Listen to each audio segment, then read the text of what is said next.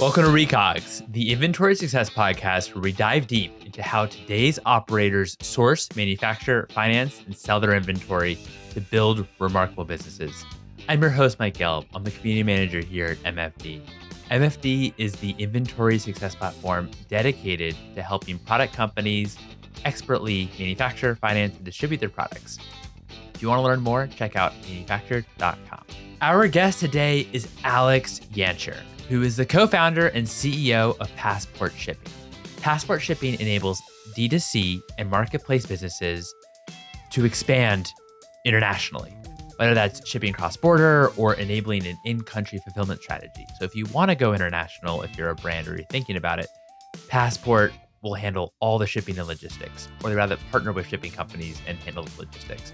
We discuss why Alex founded Passport Shipping, the white space that was missing from the e-commerce and D2C landscapes. Why also does it make sense to go international if you're a brand, and which country do you typically go international first if you're a US brand? I just want to also say this was recorded prior to the retaliation tariffs instituted by Canada, and probably isn't just updated in terms of what the US policy is currently when it comes to tariffs. But we're still going to talk about if you're a brand and you're thinking about going international, what are situations or things to consider in terms of doing so, and should you even go international day one? Without further ado, here's Alex.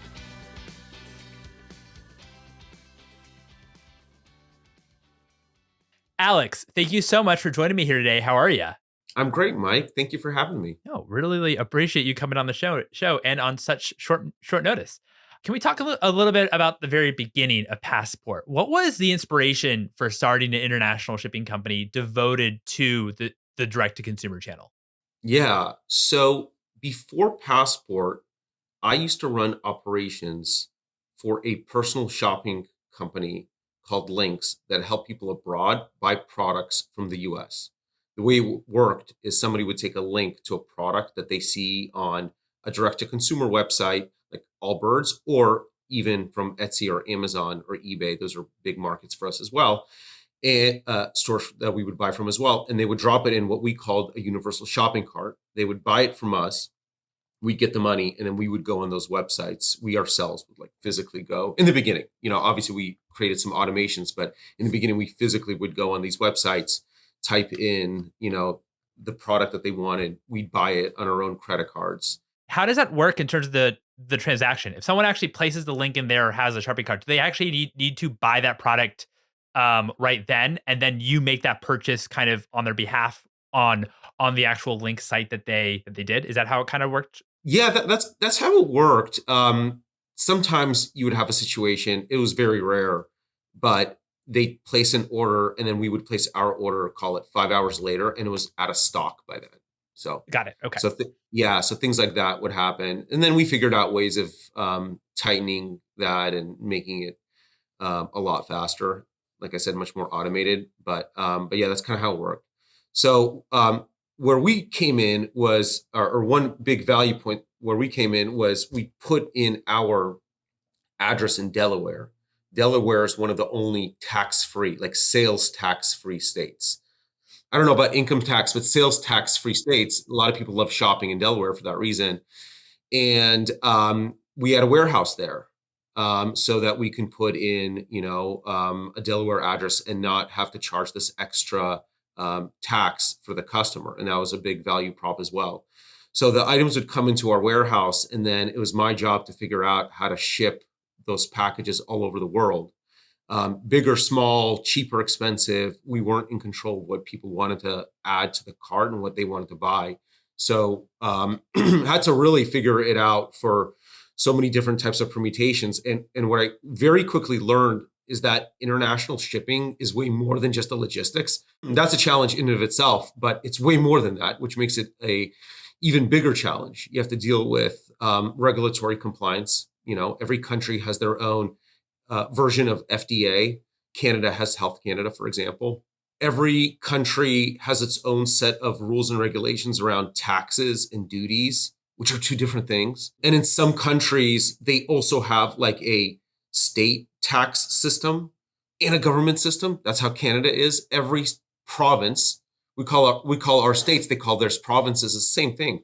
And they have a different tax rate. They call it GST, PSC, so different words, Got to figure that out for every scenario, because you're likely going to get an order from really anywhere in the world, and really from any province. So you have to solve all those problems. Don't get me started on returns. That's a whole other beast of a problem to solve. And at the same time, it was obvious that D2C was going to become big. It was growing literally 100% year over year. Those first early years of Shopify, we're talking 10, 12 years ago, that company grew. It's still growing so fast. But if you think it's growing so fast now, it was growing, quadruple that 10, 12 years ago. So there's this new burgeoning market. And then if you think that's fast, if you think if you think domestic e-commerce, D2C is fast, well, cross-border is even faster.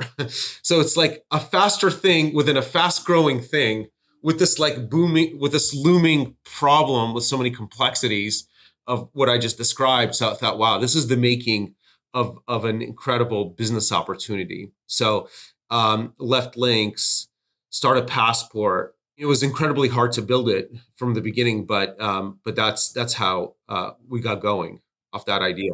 And just one quick more thing on links. Were you targeting direct consumer brands that weren't able to ship internationally or ship to the Middle East or ship to the places that you were targeting? Well, Lynx didn't target brands. Lynx targeted consumers. So our customers were individuals in UAE. Got it. So targeted consumers and pretty much gave them an access to US brands, but it could have been anything. As long as they kind of had a link for it. And then the links, and then from a links perspective, it was figuring out logistics, shipping to Delaware, for example, and then figuring out the rest of that last mile delivery to the actual end customer. Yeah, that's right. That's right. Got it. And so for Passport, what I know you alluded to it, but what was kind of broken about last mile when it came to direct to consumer? Like you said, for example, it wasn't, people think it's only logistics and only logistics problem, but there's a lot kind of more to unpack there that actually goes beyond logistics. Obviously, you have duties, you have compliance, you have all these other things, but how are you able to kind of bundle all this together into a service for direct to consumer brands? This isn't a hot dog where you can choose to get ketchup and mustard. This is something where you have to have the whole bundle, and you're either doing it yourself or you're getting a solution like Passport that's going to solve it for you end to end. So when I was at Lynx, there was no solution that was going to solve it for us, which gave me the idea for Passport. And moreover, I thought, Lynx as a company shouldn't exist. Like, it doesn't make sense. And in fact, we didn't really have that many customers, if any, from Canada, to give you an example, because brands, for the most part, even 10 years ago, kind of knew how to ship to Canada. Maybe it was an optimized, maybe it had some hair on it, but mostly everybody can ship to Canada.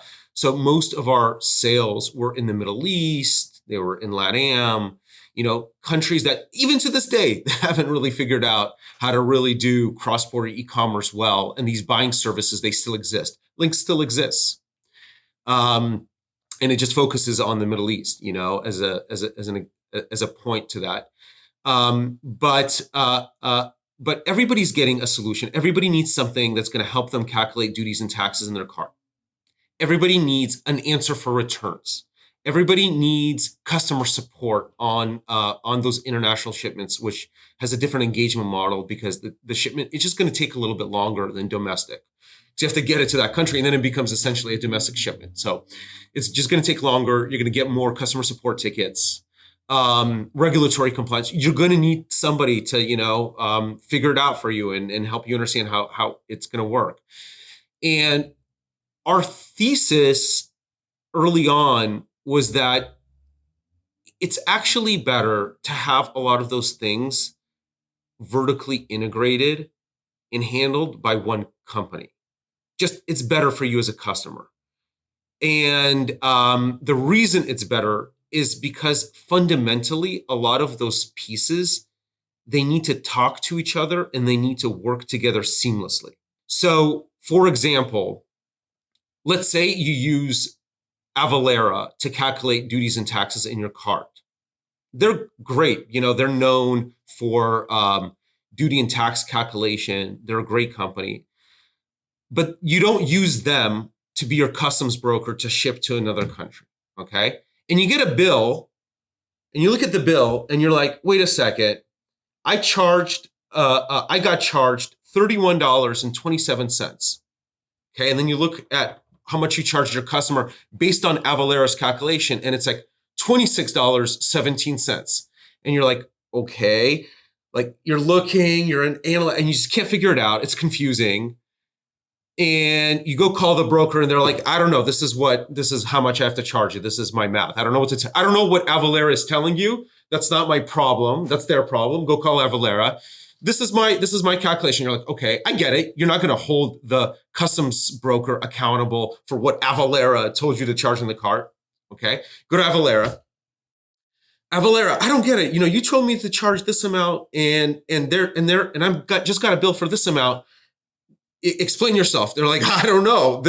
You're giving me this data. I'm giving you this answer. We double checked it. Nope, we're right. And you're like, okay, I don't know what to do with this, and it's going to like keep happening. And it's just one example of many of these kind of things happening.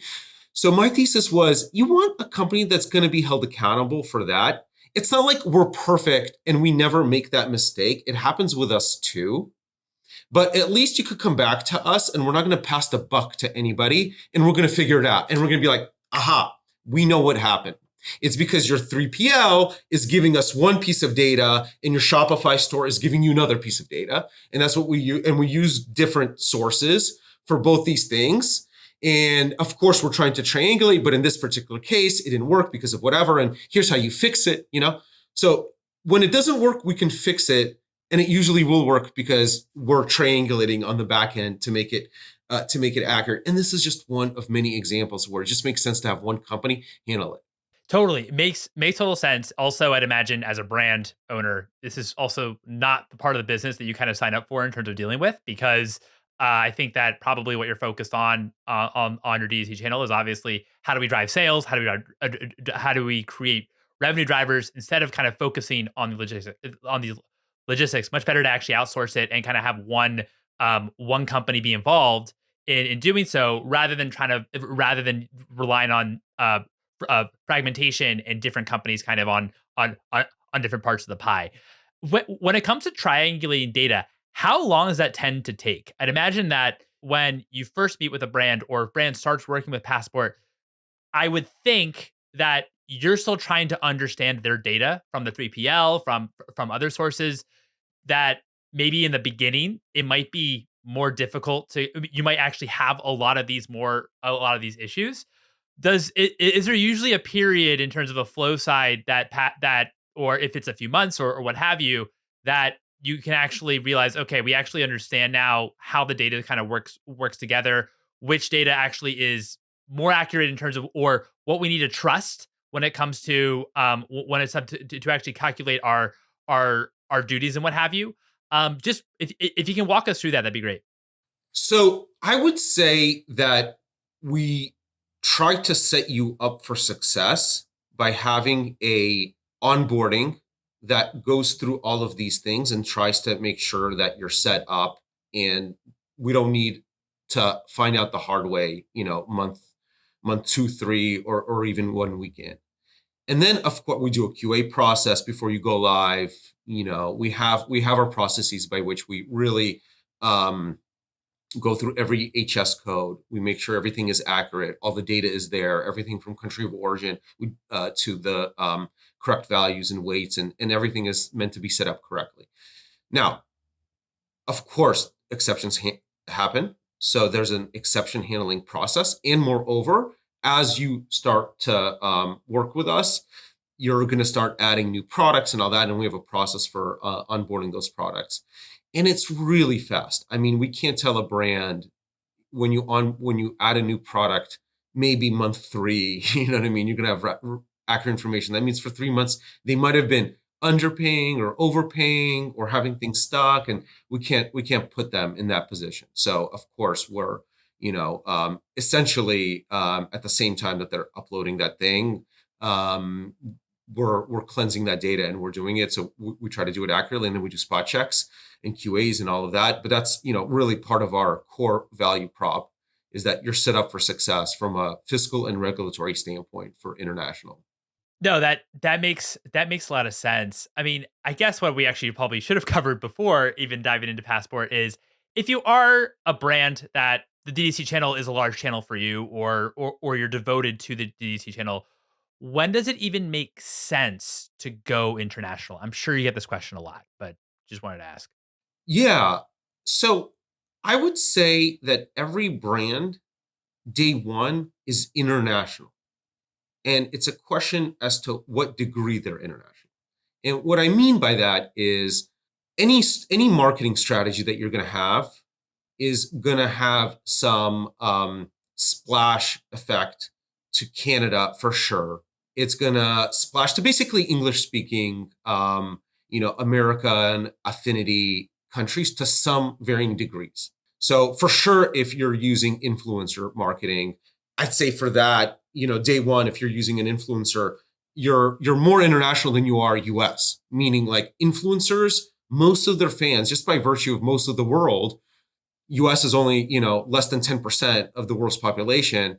So most of the world is outside the US, and influencers, they're pretty global, even the smaller ones. So they're going to have at least 60%, of their audience outside of the US. Okay. So that already means that top of funnel, you're international. And then there's some strategies where you could be hyper focused even on US cost per click, Facebook, and still at the end of the day, with your affiliate strategy and all of that, you're still going to have a lot of clicks from Canada. It's going to be like maybe 2, 3, 4%. So again, it's a spectrum. But day one, you're international. And then the question for you is, do you want to monetize it? How much do you want to make of it? And that is, every brand has their own strategy and their own philosophy around hyper focus or expanding the opportunity set for low lift. And we at Passport specifically, and there's an ecosystem around it, I would say, to serve really every stage of growth. So like if you're tiny and you're maybe doing like 3 domestic orders, a week, you might get 1 international every few weeks, something like that.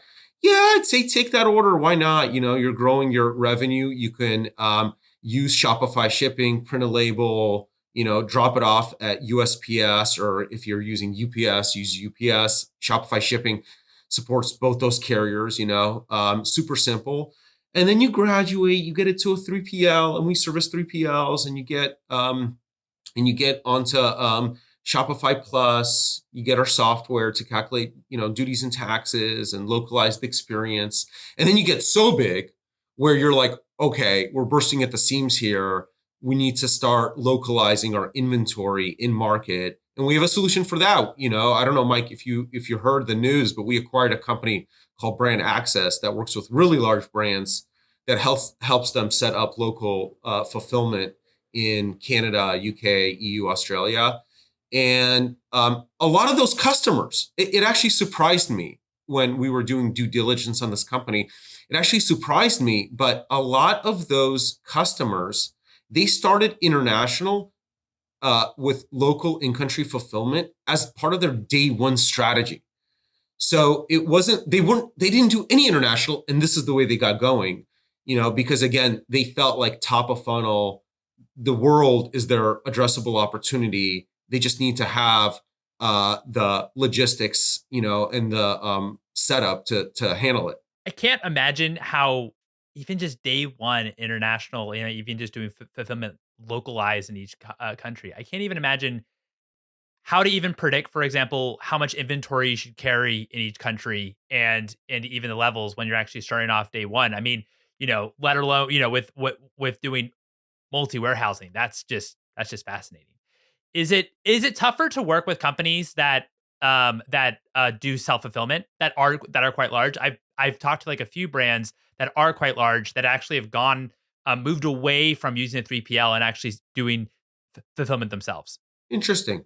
Interesting. Interesting. There's a type of brand that really wants to personalize and have full autonomy and control over that whole process, where obviously to them it's like a strategic thing to be a self-fulfill. um, it is a little bit more challenging to service a self-fulfill, because uh, a 3PL almost by definition will have more volume, and the more volume you have, the more frequently you can send trucks, the more guaranteed dedicated service you can have, with a full truckload that comes in. I mean, brands that are big enough to get that, it's the same thing as a 3PL. And I would not say it's, more challenging or less challenging. It's the same. It's the same thing. They're essentially like have the same volume as a 3PL, but the ones that where they're definitionally smaller than the 3PL because they were a client of the 3PL. Now they're leaving. The 3PL had other clients, so they're going to be smaller, and it is a little bit more challenging to service. So their costs end up being higher on the transportation side. So I think that there's like some fundamental scale effect things going on where, yeah, when you're big enough, it's kind of like a parabola. When you're big enough, you have the same unit economics as a 3PL. It's a viable option, and in fact for some it's like a strategic thing. But for brands that are like somewhere in the middle of that 3PL, it's a high bar, I would say, for them to justify doing self-fulfill, given it's just going to be hard for them to get the same economics as a 3PL that's like 10 times bigger than them.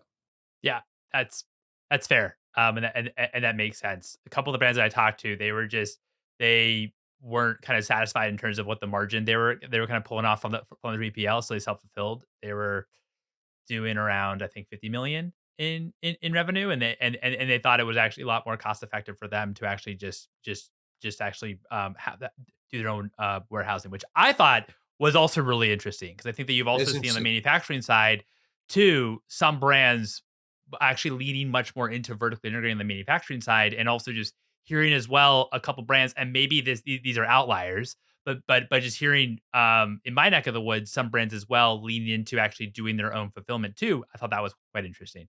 First of all, what's the country that US brands, I know that your target, that who your brands, who you predominantly work with are US brands, and expanding those US brands into it, international markets. What's the first market or maybe even the biggest market that you serve on the international side? I would say it's Canada. Canada. Okay. I would say it's Canada because I used to say this, and now it has a different meaning. But I used to say it's the 51st state. Um, Now it's a little bit different. yeah, it has a different ring to it now. Now that I say it, I say it with love. Of course, I love Canada. I'm a huge yeah, love yeah, Canada. yeah. And again, I think it's just like a top of funnel thing where there's a lot of cross pollination between our two countries. They even have teams in the NBA. You know what I mean? It's like they see the same things we see. So I think there's just like so much cultural affinity, and then there's like splashback from U.S. marketing over to what Canadians see. So, and there are 35 million people, 10% of our population, middle class. I mean, it's a great market. It's a great market. It's like another California. It's like another California. So definitely Canada. I'd say a close second is UK.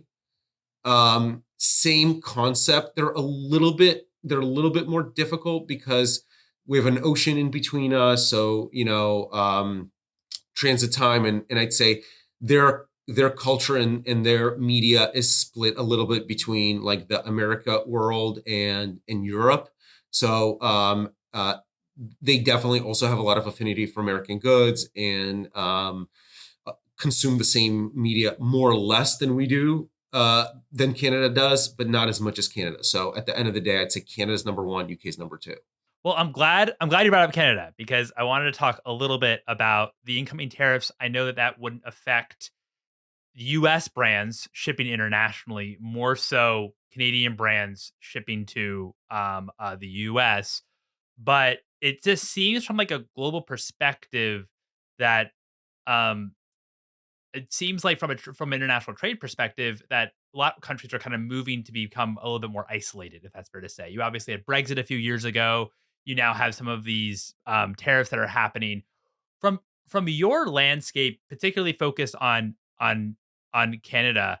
Um, what if um if Canada were to counter the US with a with some sort of tariff, what do you think US brands how do you think US brands would respond? Meaning, do you think that we're going to see price increases from brands when they ship abroad into Canada, or it could be even other reasons? Do you think that that's going to be passed down to the consumer?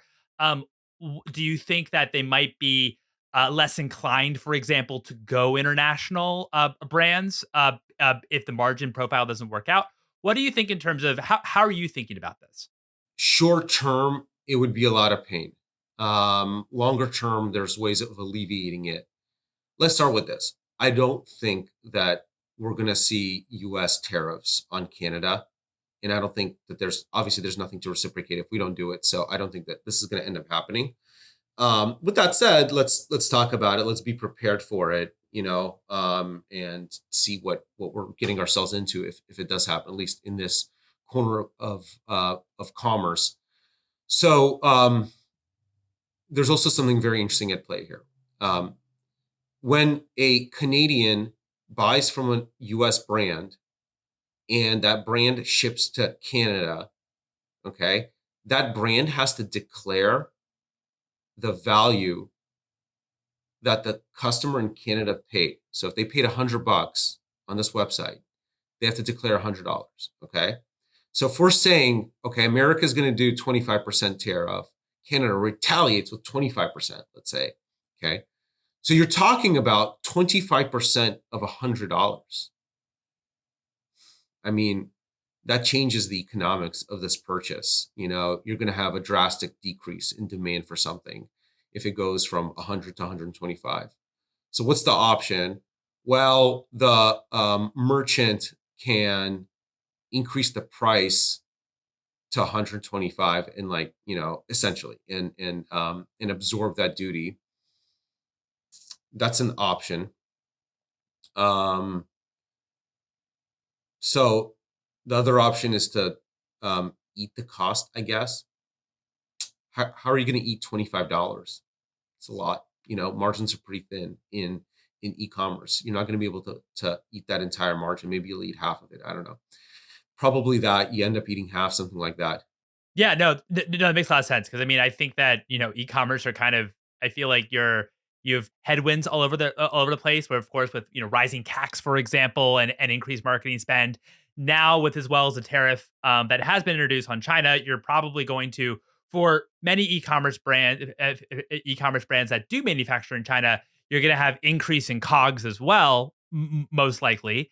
Um, and then now as well being if this you know were to happen, then of course you're kind of just being hit on all angles. So you wouldn't be able to sustain that 25%, be able to actually float that 25% as your business. So Yeah, that's definitely not going to happen. It's too expensive.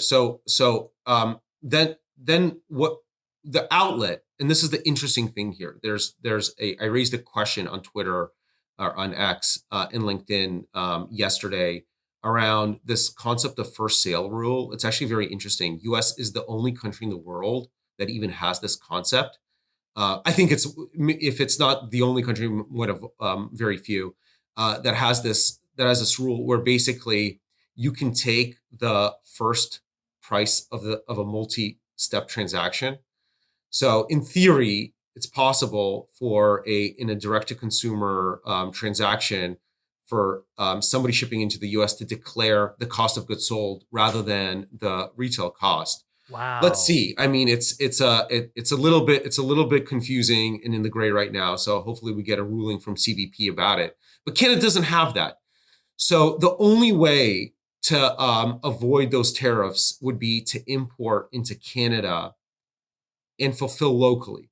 Because if you're importing, then you have to pay the duties, then you're paying the duties on the cost of goods sold that you're importing rather than on the retail cost. Oh, So yeah, so got that's it. your only release valve. And it's a big one because on $100 item, your cost of goods sold might be like $10 per unit from China, and your duty will be not this 25%, it's going to be from China into Canada, which could be maybe only 12% or something like that. So you're paying 12% on $10, which is $1.20 versus $25 on $100, which is $25. So you're saving yourself $24 here on $100 item. So it's actually a pretty good idea, to consider it if you have the scale to do in-country fulfillment.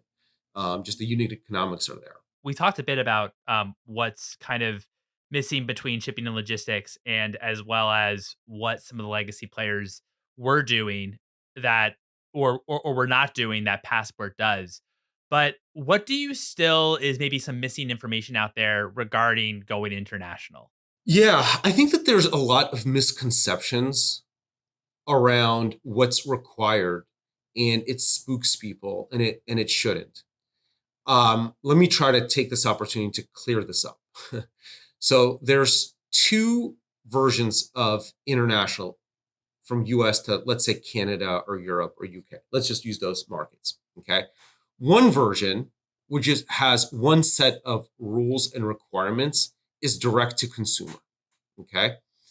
The other set of rules and requirements is for B2B, and they're much more stringent. And I can explain why. It's for good reason for B2B than they are for direct to consumer. Okay. Big picture, the way the governments look at direct to consumer is like, I'm from Canada. I get on a plane. I'm in Toronto. I get on a plane. I get off in LA. I go into a store.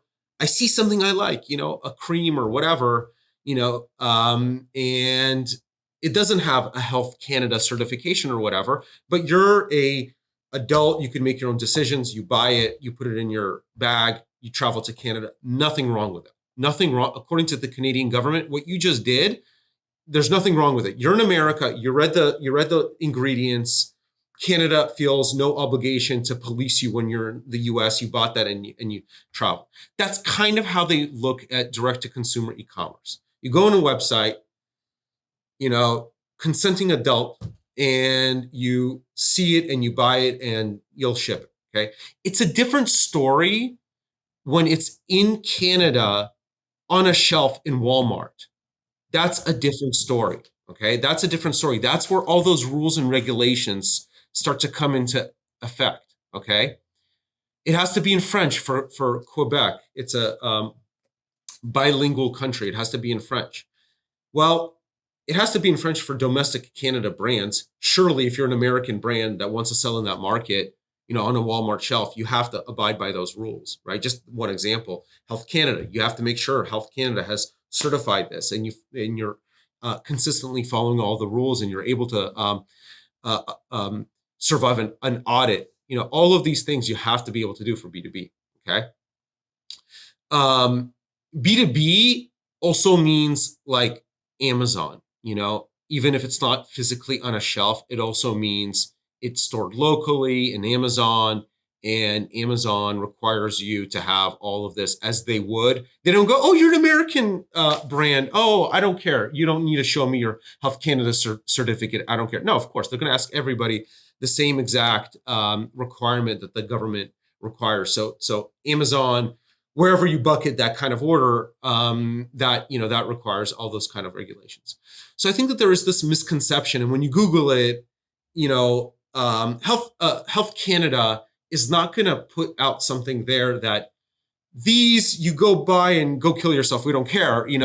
They're just explaining what the rule is for B2B, and I think it confuses a lot of people. So that, I think, is the biggest one. I know you service lots of brands, but would you prefer to have, and typically I ask this question for founders, but I thought why not also ask you of their own brand, but would you prefer to have $100 of COGS at the COGS value of one of your customers, or $100 cash? I guess I'm even if I can use that $100 of inventory to buy that inventory. If I could resell it in theory for more than Yeah. $100, Then you yeah. know, If you can more, if you can resell it in theory, then of course that $100 COGS is a lot more valuable. Um, makes a ton of sense. Alex, thank you so much for your time. I really appreciate it. yeah, you got it, Mike. That was great. Thank you. And there you have it. It was a pleasure chatting with Alex. Alex, thanks so much for your time. I really appreciate it. If you're enjoying this podcast, please hit that subscribe button on YouTube or wherever you're listening to this show. And thanks again for listening. I hope this was helpful.